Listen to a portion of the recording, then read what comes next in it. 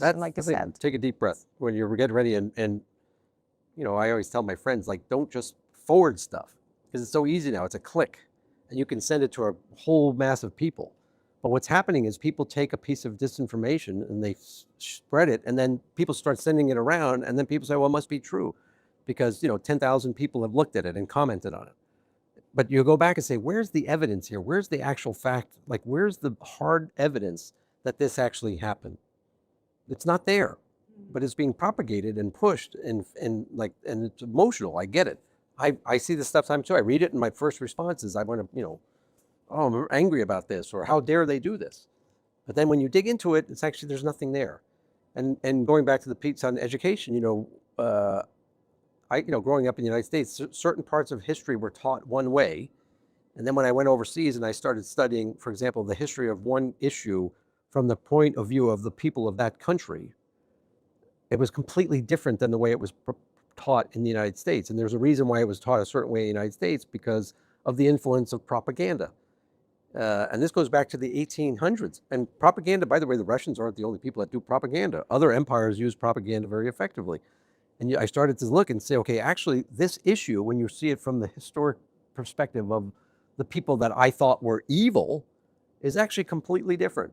And it's too bad most Americans don't see this. Like, they're not taught this side of the story, because it's completely different than what has been promoted. And some of what was promoted is based on disinformation that was used by one empire to weaken another empire so that they could take parts of that empire and put it in their empire.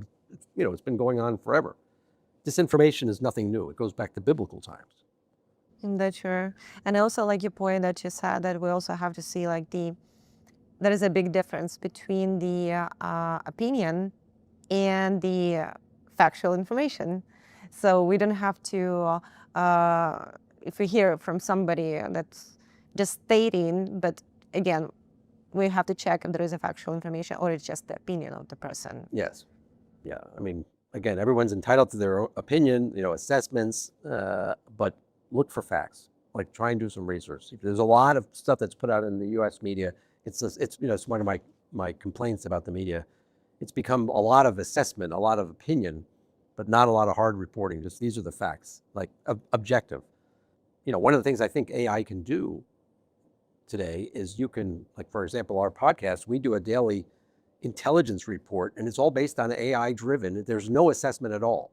It's just facts. This is the news from this country. This is the news from this region. And when my partner and I were coming up with the podcast, we talked about, should we put some analysis in there? And we decided no, like, there's enough analysis out there. Let people just see facts and come up, you know, try and draw their own conclusions, do their own analysis to promote critical thinking. Great. That's what is missed so much in our society nowadays.